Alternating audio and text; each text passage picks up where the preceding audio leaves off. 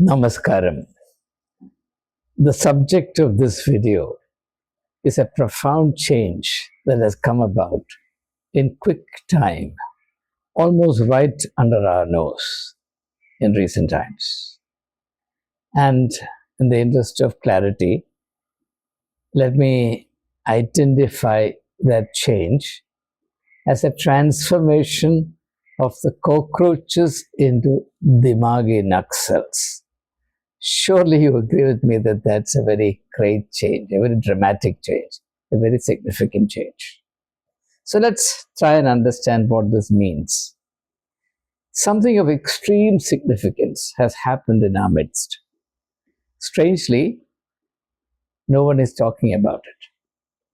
The historic thing I have in mind is to shift from seeing the unemployed and restive youth of India as cockroaches to seeing them with fearful respect as dimagi naxals, and that too, as I said, in a short span of time. It was only in May of this year, 2026, that the Chief Justice of India labeled the unemployed youth of India as cockroaches and parasites.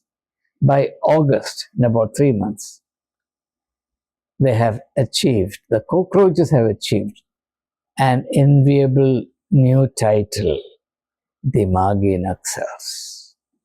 What surprises me most is that the cockroaches themselves are unaware of it, else they would have celebrated it.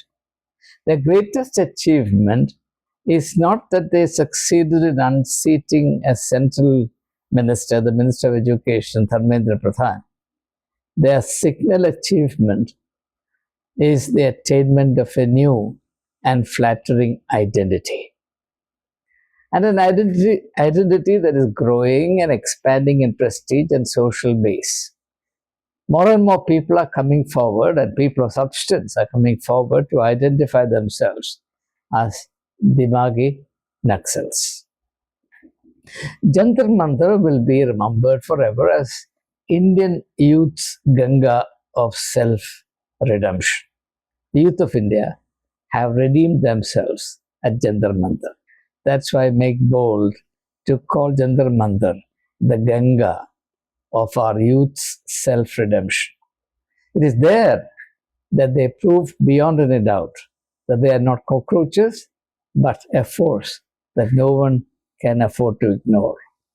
It is necessary and desirable that we understand clearly what this implies. And we shall undertake to explain the significant change in two parts. In the first part, we examine what it meant to the vast majority of the Indian youth to be labeled cockroaches and parasites. It meant first and foremost that they are seen only as a herd, a collectivity, a useless collectivity, a burdensome collectivity, a faceless collectivity. This means that their value as individuals was completely discounted and negated. No one would think of an unemployed young person individually as a cockroach. Suppose an unemployed young person sits or stands in front of you, you will never think of him or her as a cockroach. Rather, you feel sympathy for such a person, for his or her plight. All individuals have worth in themselves. That worth may vary from one person to another, but there is none without any worth. As individuals, the young people of India have worth as well as rights. But when you treat them as a herd, you deny them both, that is, worth as well as rights. Hence, there was nothing out of the way the outburst of the Chief Justice of India when he called them cockroaches and parasites. He was aware only of expressing a sentiment that prevailed in the corridors of power. If the youth of India are only a herd, they don't need jobs, they don't need education, they don't need a secure future, and therefore the term cockroaches. You never think of the cockroaches in your house as individuals. but as irritating parts of a pestilent community. No cockroach has any individuality. But the moment you think of the youth as individuals, they attain all of this. They attain individuality, and with that, they attain various rights and privileges and entitlements. As individuals, the youth of India need education and employment. The government cannot provide either. So the only option is to treat them as a herd, a worthless herd of cockroaches. The hidden message is simple. You are below our notice and you don't merit our attention. Now, to understand how this outlook has come into being, we need to recognize the relationship between the herd and the leader, the masses and the leader. The more people are herded together into masses, the less worth they have as individuals. The individual is characterized by worth and dignity. As shouting mouths in a crowd, they have no such attributes. Also, they will not think for themselves. Nobody in a crowd will think of himself or herself. They will think only of the supreme leader who has brought them together, who has herded them together. This explains the exhortation of the Prime Minister to them in his Independence Day address that they should not think for themselves. And rather, they should think for the nation. And today, the nation is the Prime Minister, Modi himself. This enables the leaders to establish a one-way relationship with the individuals turned into masses. The most significant thing to remember is this. No mass thinks for itself. No crowd thinks for itself. It thinks only for the leader. This works eminently to the advantage of the leader. Members of the herd, on the contrary, beginning to think of themselves as individuals, is therefore a nightmare to the supreme leader, the ultimate demagogue. In this light, consider the Jantar Mantar protest. There, the youth of India proclaimed loudly and insistently that they will not stay as herds serving the interests of the supreme leader. The Gen Z is vigorously assertive and uncompromisingly protective of their individual rights and aspirations. In this, they will not be diverted by any gimmick, no matter who plays them. Now, let us look at the Indian scenario through the eyes of the Gen Z. India is reportedly doing fabulously well. The fastest growing economy in the world. Billionaires are mushrooming everywhere. Landmarks of national opulence are coming up here and there. The Vista project costing some 23,000 rupees. Airports here, there and everywhere. Many of them with serious flaws, but that's a different issue. Lakhs of crores of rupees spent on building highways that are ready to crumble any moment. Our Prime Minister flying up all over the world in a Boeing 777 costing over 4,000 crores of rupees, and there are two of them. The BJP has become the richest party in the world. BJP and RSS offices are coming up everywhere as five-star establishments.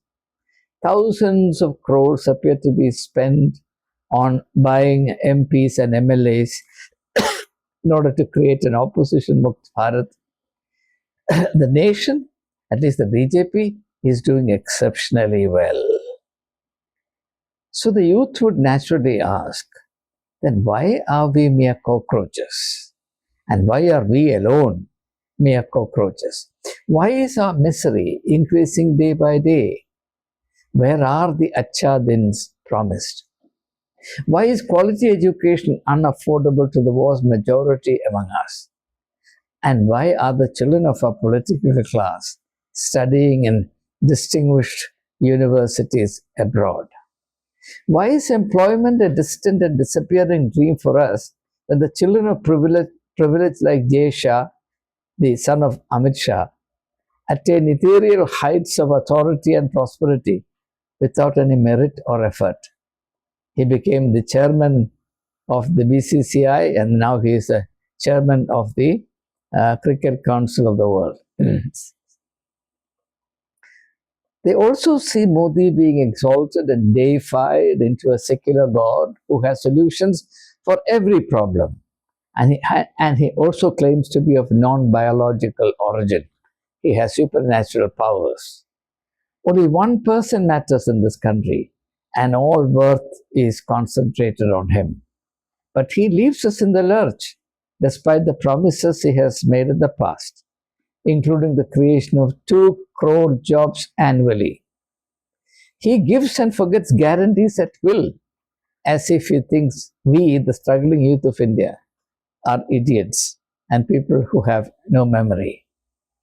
Also, why is it that the PM of the country never talks about the issues that pinch us most?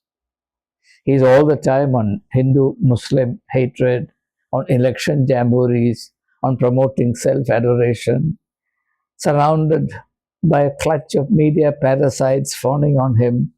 He stands as though towering like a giant 1,000 foot tall, even as we are shrinking into cockroaches.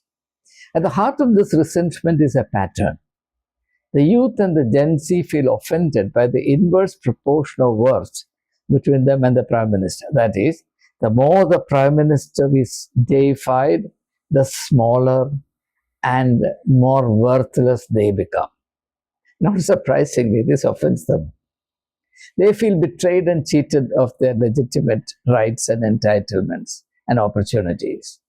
This unbearable distress and frustration have been a silent presence, like a dry forest, for a while. It needed only a spark. And that spark was provided unwittingly by the Chief Justice of India. Not surprisingly, therefore, the youth of India responded, and responded spontaneously, powerfully, intensely. What resulted was an organic and ever-intensifying movement, unparalleled in post-independent India. Now we must try and understand the significance of what Jantar Mantar witnessed. The real significance of the spontaneous youth protest was not that a minister was knocked off. Its basic significance is that it sent a powerful message to the country as a whole. And what is that message? That message may be read as follows. The cockroaches saying to the rest of India, and particularly to the centers of power, you think we are cockroaches, right? So, here is what we'll do. We will accept the label you have stuck on us, but we will prove that we are anything but cockroaches. We know it is convenient for you to think of us as cockroaches, but we will no longer allow you to harbor this delusion. We will prove the contrary, and we will rest with nothing less. Everything that has happened since July 20th proves that the cockroaches have succeeded gloriously in their mission. The crowning proof of it is the Prime Minister's speech on the 15th of August. The highlight of that speech, as you will readily recognize, is the introduction of a new expression, Dimagi Naxals. By coining this term, this neologism, if you want a tongue-twisting word for it, the Prime Minister was in effect confessing in public that the youth of India have opened his eyes. Brain is the one thing you and I, in fact nobody, associates with cockroaches, right?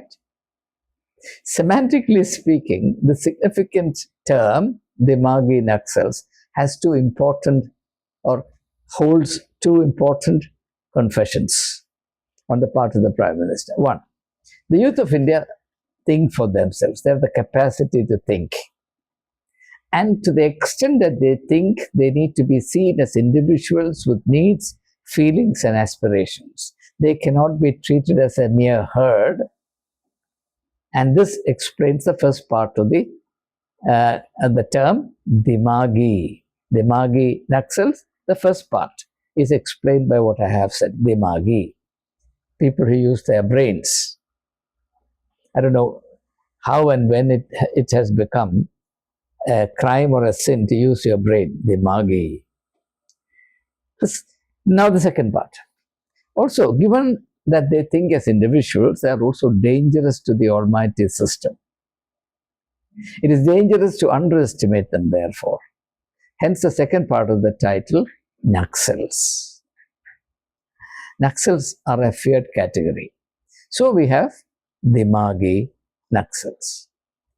But this term has boomeranged, but that is not our immediate concern, therefore I shall gloss over it and not spend time on it. On the face of it, this label Dimagi Naxals looks hostile and hate-filled, but it also has a positive aspect. It shows the tremendous gain that the CJP, the Cockroach Janata Party, has achieved in making their worth and relevance felt, and felt keenly, felt unforgettably. Only consider this. Till July 20th, no one was talking about the youth of India. Since July 20th, the whole of India, especially the BJP and the RSS, are obsessed with the youth, obsessed with Gen Z. Is this not a gigantic, historic, epoch-making achievement with no parallel or comparable instance in our history? And doesn't it call for a celebration? So I urge the Cockroach Janata Party, with all their supporters and associates, to celebrate this historic achievement. 3 cheers to the cockroaches of India, who have now successfully morphed into Dimagi Naxals. Please use your brain more and more. It's not a crime. It's a fundamental right. It's a sacred duty. It's a God-given asset, your brain. Use it. Use it well. Use it to the full. Jai Hind.